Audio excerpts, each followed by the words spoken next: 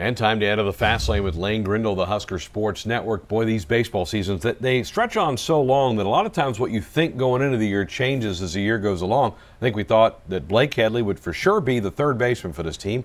Now he's playing first base almost all the time. It's pretty amazing, and I think that the staff knew that Blake might play some first base this year, but I'm not sure that they thought he would be the everyday first baseman, and that's what he's turned into, obviously. And Blake's been a really valuable guy for this team because he can play first. He's still bounced over and played third on a few occasions, and he can do that in a tournament setting if Nebraska needed him to.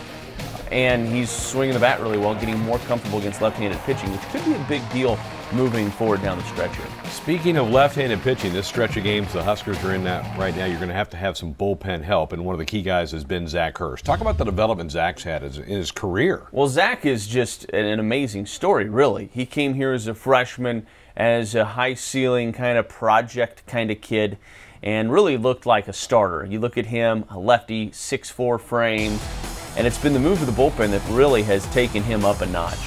Maybe not just a notch, but about 4 or 5 notches, because he's turned into one of the premier relief pitchers in the Big Ten Conference, and he's added a lot of velocity onto his fastball. He has, I think, a little bit more bite to his off-speed stuff as well.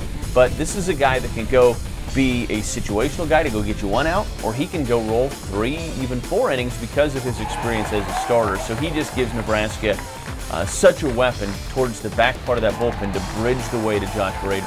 Final week of the regular season is upon us. The final home series starts Thursday with Illinois. Analyze that series for us. Well, it's a big series because this is an Illinois team that at this juncture, at least in the season, still thinks they have an outside chance of finding their way into the NCAA tournament, not just the Big Ten tournament, which they will be in. They think they have an at-large opportunity maybe in front of them, and partially that's because of this series against Nebraska. It's a road series. Nebraska is a top 45 type of RPI team, and so they could really improve their resume with a couple of wins coming into Lincoln. So they're going to be ready to go.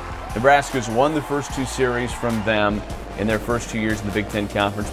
Good stuff as always from Lane Grindle. When we come back, we will show you how the Husker softball team clinched a share of the Big Ten title.